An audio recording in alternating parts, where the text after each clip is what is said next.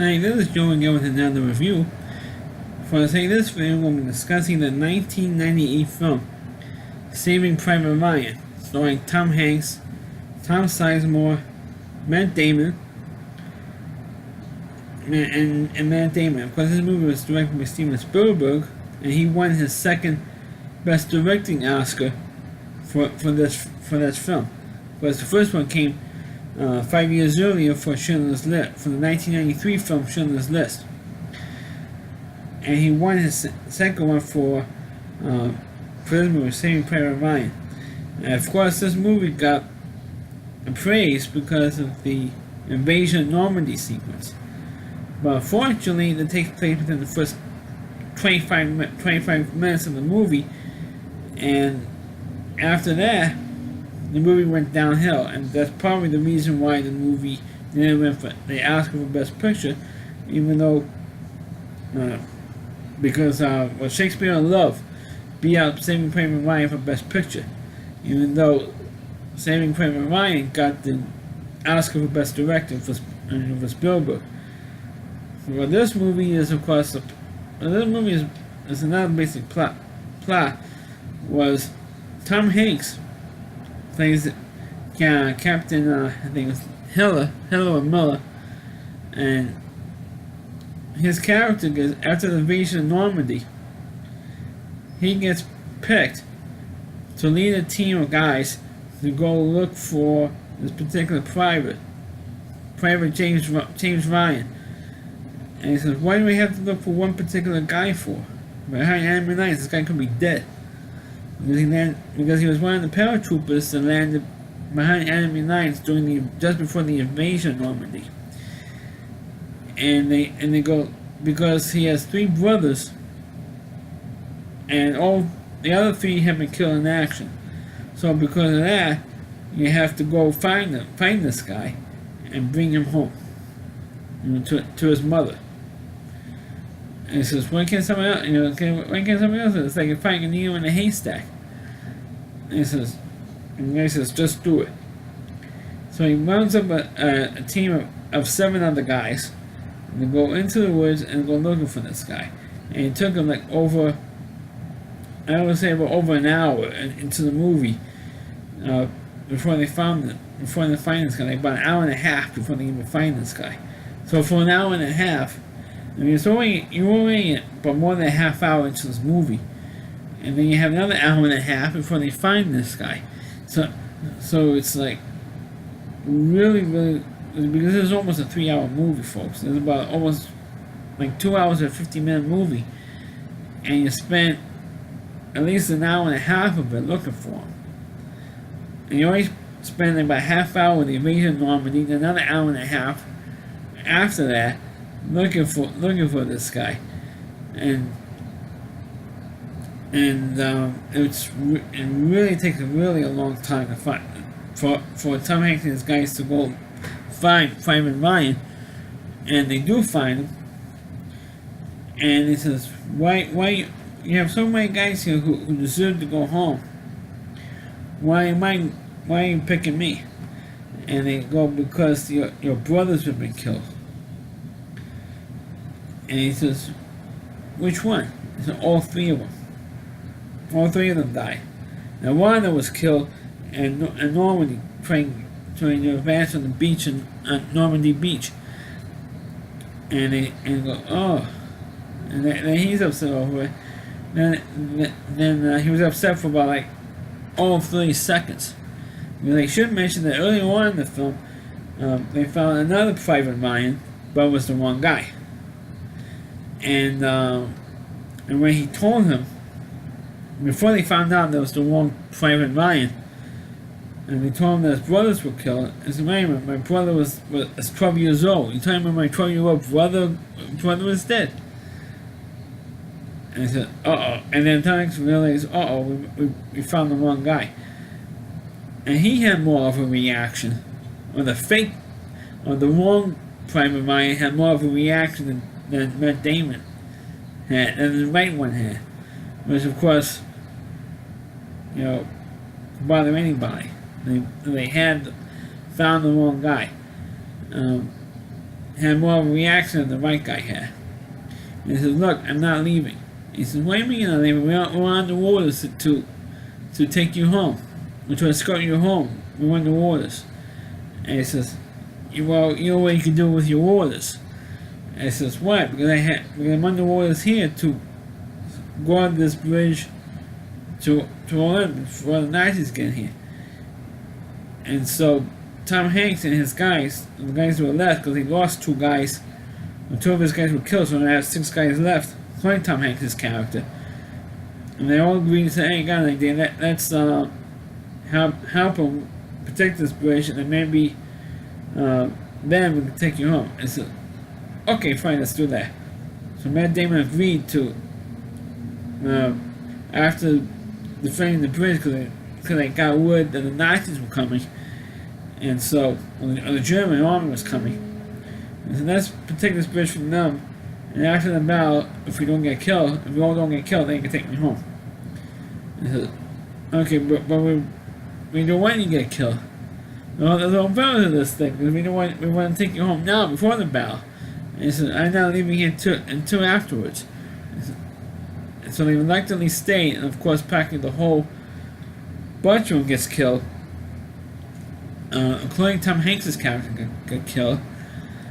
Major spoiler for those of you who have not seen this movie. And of course, another character actor they should mention was in this movie was Barry Pepper, who 3 years later, after this movie, played Roger Maris in the HBO film that was directed by Billy Crystal, the '61 movie. So it's fun to see him in another movie. The only other movie that I saw Barry Pepper in playing Roger Maris in the '61 movie. Anyway, to see him in this thing, he gets killed right away, playing like a sniper. It was in a bell tower. The bell tower gets bombed by a Nazi tank. Then, little by little, all the other guys on the team, like one by one, gets killed, except for maybe one guy. Only one guy was on the whole crew of Tom Hanks' guys didn't get killed. So he was the one who had to take Private Ryan home. And it would really been fun to skip the whole big battle scene. I mean, that battle scene went way too long.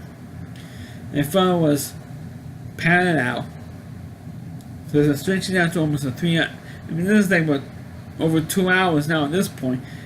When you had this big battle scene, and this battle scene was way too long. It took about more than a half an hour for this particular battle scene. Went way too long of a sequence, and all the characters pretty much got killed, except for one guy, and he was the guy who brought Matt Damon's character, Private Ryan, home. And of course, the movie was also, most of this movie, I should also mention, happened in flashbacks. Because at the beginning of the movie, you see an old guy, an older man with his family to the famous military cemetery at Normandy Beach, because they have a very famous cemetery there in Normandy for all the military who was killed in the invasion, and on the D-Day invasion. And they have it like overlooking the actual beach, Omaha Beach, when they had the invasion. So they had the cemetery there, and this guy was looking for a particular grave. And of course, the grave they was looking for was the grave of Tom Hanks' character, because it's kept buried there. Even though technically he should not have been buried over there. The reason why he shouldn't have been buried there, or Tom Hanks' character, I should say, should not have been buried there, because he wasn't killed in the invasion of Normandy. Because that cemetery was made for all the people who were killed in the invasion of Normandy. And Tom Hanks was not killed in the invasion of Normandy. He wasn't even shot in the invasion. He was killed a few days later when looking for Private Ryan. That's when he was killed in the other battle to protect in this town. That's when he was killed. Not during the Normandy invasion. He was not killed there. So it's kind of like inconsistent. There's one really, I think, major nitpick there. Other than the nitpick of the battle scene at the end of the movie going way too long. Other than those two nitpicks, we're going to have a really major nitpick over this film. Even though technically I don't review war movies, particularly World War II, because when the Nazis did, killing 6 million Jews in the camps. So I don't really spend that much time watching World War II movies because of that. I avoid like the plague. But since this movie was on over the weekend, I figured, hey, let me watch this movie and do a review on it. And this movie was really, I'm not saying it wasn't well made, but the problem is that I think a lot of critics have that after watching this movie for 30 minutes, and you have more than 2 hours to go, you have about 2 hours and 20 minutes of this movie left to go, and that's when it dies, the last 2 hours and 20 minutes of this movie. Because the Normandy invasion takes place within the first half hour, and then you have more than 2 hours to go after that.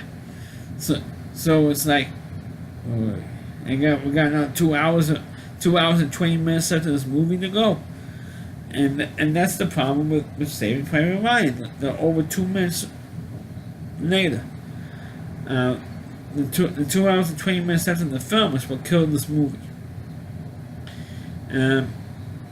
Of course, there were movies about the D-Day invasion before, like The Longest Day, starring John Wayne, but which that one also took forever to watch. But this movie is just that boring. It was boring. It was boring. After the Normandy sequence, we go, wow, this sequence really blew away. It was really realistic. A real realistic battle sequence. But then after that, when they're going for the search for Private Ryan, that's when the movie, when they got into the main plot of the film, that's what killed this movie. And a lot of people to this day, 20 years later, still feel that this movie should have won the Oscar instead of Shakespeare in Love. Well, I've not seen Shakespeare in Love, so I can't really say which one's the better movie.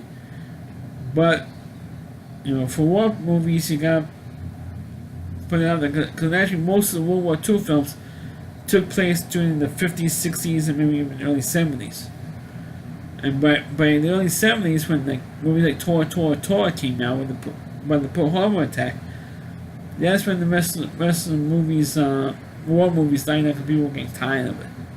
I know I'm tired of talking about this movie, but that's another issue altogether. But in terms of war pictures, Saving Private Ryan's got to be up there with some of the better war pictures out there. But other than the invasion Normandy sequence, the rest of the movie is pretty fictional. The rest of the movie was fictional. So that's probably one of the other problems. If it's a true story, then it probably would have gotten the Oscar for Best Picture if it was a true story. But since it's not, that's probably what it cost, this movie the Oscar. I know people could say it deserved it. But I know I'm going on to stretch out this video longer, but this movie is just died out after the Normandy sequence and the invasion Normandy sequence. And of course, at the end of the film, you mentioned that when in the cemetery, the guy who was visiting the cemetery, they have the Private Ryan as an old man with his wife and his family, and he remembers the last words that Tom Hanks says to him in the film. And he says to his wife, "Am I a good man or a successful man, whatever?" And the wife says, "Yeah, you are. Cause look what you did. You raised a family. Your family name can go on forever, whatever." And he says, "Yeah." And his wife says, "You should be proud." Afterwards, yeah, but I got pulled out and all that other stuff. Going to stay long in the war and become more of a hero. Stay in war for another year because the war did not end for another year. And so, why am I so special? And he's trying to find out why am I so special? And because I got pulled out of the war after this. And the wife says, "You are special." And all that stuff. And that's pretty much how the movie ends. But the Like I said before, after the Normandy sequence, the movie died out after that. So that's my review of Saving Private Ryan.